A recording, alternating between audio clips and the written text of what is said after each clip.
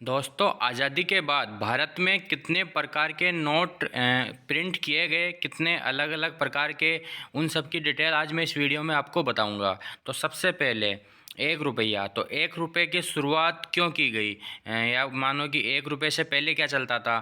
तो 1 रुपये बना है 4 पैसा बराबर 1 आना, 16 आना बराबर 1 रुपया। तो 16 आना होते थे तब 1 रुपया होता था। और सबसे पहला 1 रुपया कब किया गया लॉन्च भारत में, ये किया गया 1949 से 1950 के बीच में, मतलब 1949 में चलाया गया और 1950 तक ये चला। जो ये डिज़ाइन आप देख रहे हो, ये 1 रुपये की डिज़ाइन ये चली 1949 में। साइज़ थी 101 इंटू 64 mm की। तो ये सबसे पहला 1 रुपया था। और उसके बाद में 1 रुपये में थोड़ा बदलाव किया गया और 1951 में दोबारा से इसको प्रिंट किया गया। तो वो बदलाव वाला प्रिंट कुछ इस प्रकार का है। अगर आप नए कलेक्टर हो और आप कलेक्शन करना चाहते हो कि हम किस प्रकार से शुरुआत करें, तो आप ऐसे भी शुरुआत कर सकते हो, क्योंकि मैं इस वीडियो में या इसके पार्ट बना के आपको हर प्रकार के नोटों की जानकारी दे दूंगा जो अब तक भारत में अब तक छापी जा चुकी है और चलन में थी वो किसी समय में। तो ये 1 रुपये का दूसरा प्रकार था। अब तीसरा प्रकार 1 रुपये का, ये थोड़ा सा प्रिंटिंग कलर कुछ इसमें थोड़ा सा फेरबदल कर दिया गया और 1951 में फिर से इसको प्रिंट किया गया। तो ये गवर्नर के सिग्नेचर वगैरह भी चेंज हो जाते थे, तो इस वजह से भी थोड़ी फेरबदल कर दी जाती थी। तो ये आपको फिर से एक नए प्रिंट में ये तीसरे प्रकार का नोट छापा गया 1 रुपये का। साइज़ सेम टू सेम रखी गई 101 इंटू 64 mm की।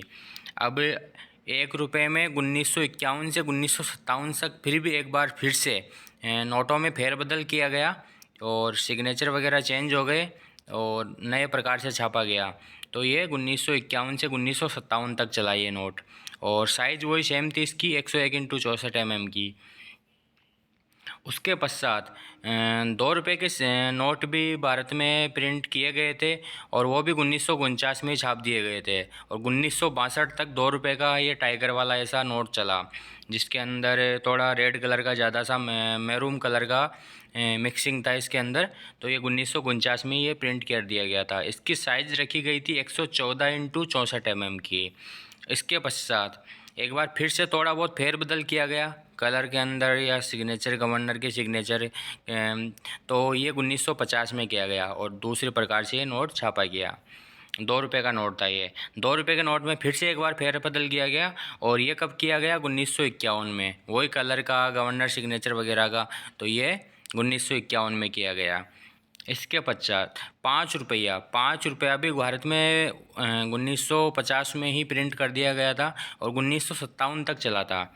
और 5 रुपये का प्रकार कुछ इस प्रकार का था, उसकी डिज़ाइन कुछ इस प्रकार की थी। पीछे की तरफ देखो तो देखो हिरण दिख रहे हैं, तो हिरण की फ़ोटो डाली गई थी इसके अंदर। एक हिरण शायद बैठा हुआ है, 2 हिरण खड़े हैं इसके अंदर।